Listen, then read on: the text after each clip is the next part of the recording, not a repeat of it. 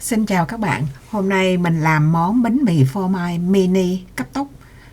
Những cái bánh mì nhỏ nhỏ xinh xinh này thơm phô mai và làm nhanh, ăn gọn. Bánh của Brazilian nhưng mà mình xài cheese của Italian. Bạn có thể xài loại cheese nào cũng được nhưng mà bánh thích hợp với cái loại cheese cứng hơn. Bây giờ thì mình mời các bạn theo dõi cách làm của mình.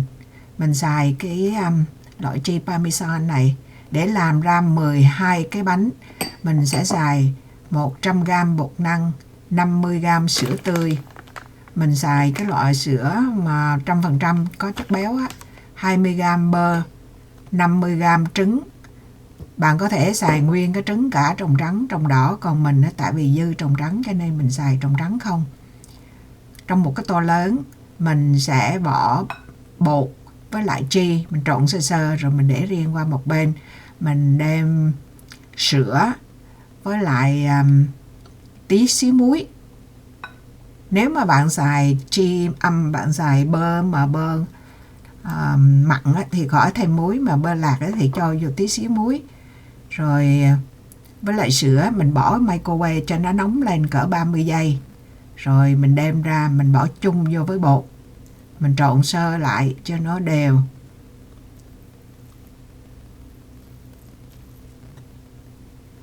Tại vì cái số lượng nó không có nhiều á, thành ra mình cũng không cần phải nấu cái nước sữa gì, mình bỏ microwave cho nó lại, chỉ làm cho bơ nó tan với lại cho muối nó tan thôi.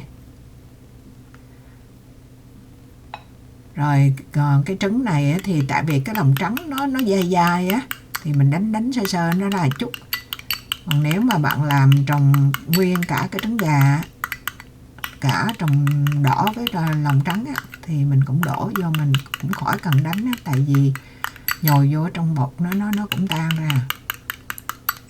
Mình làm cách này nó rất là đơn giản, chẳng có cái gì, nói chung là tất cả nguyên liệu nhồi vô một cục rồi là đổ vô khung là đi nướng, cỡ 15 phút sau là có bánh ăn liền à. Nó dễ lắm.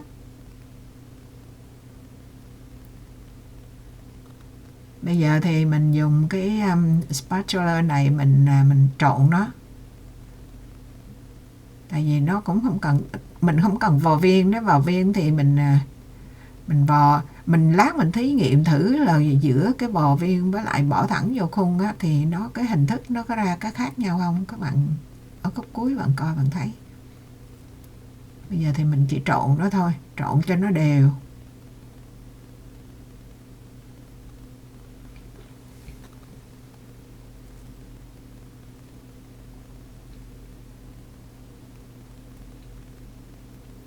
Rồi thì mình tới giờ phút này thì mình bật cái làm nóng lò trước đi, là mình sẽ bật ở nhiệt độ là 375 độ F, tức là 190 độ C. Cái vỉ thì để ở phía dưới đáy. Mình xài cái khung mini này 12 cái bánh thì mình quét dầu những cái chén đó cho nó khỏi dính bánh thôi.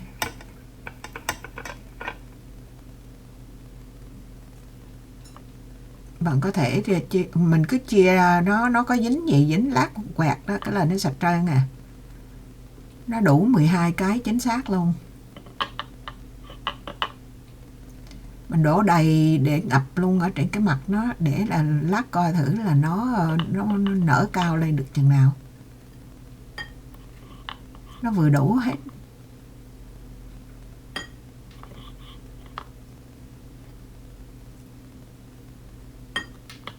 Tại video này nếu mà là mình cho chạy nhanh giống như bình thường mình làm á, nó chỉ có 2-3 phút là xong rồi ra, nhưng mà mình cũng cần cái video dài cỡ 8 phút á.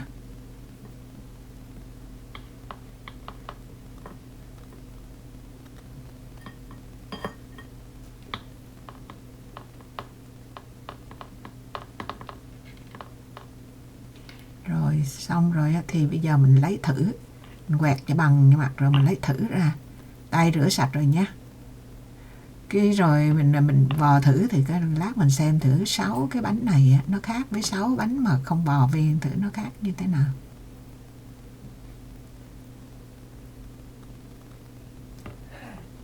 Bánh này là của người Brazilian.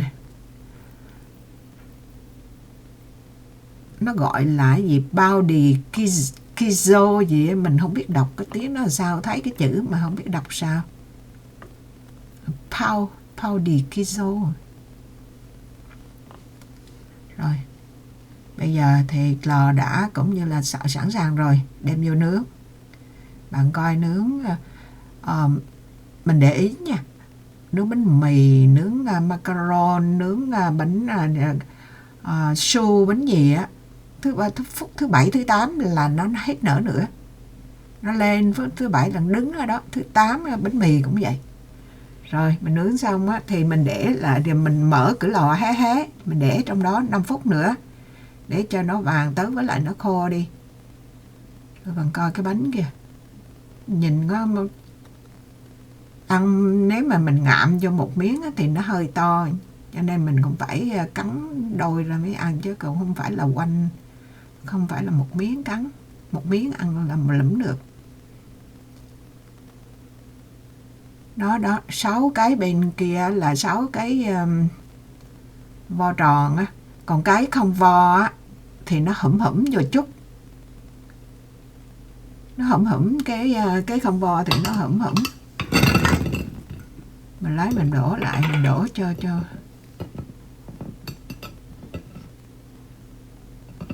bánh nhỏ tôi cười. Đó, cái này nếu mà vo thì nó hơi vung lên, nó không vo thì nó hủng.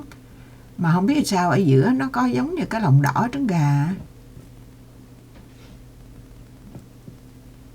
Rồi.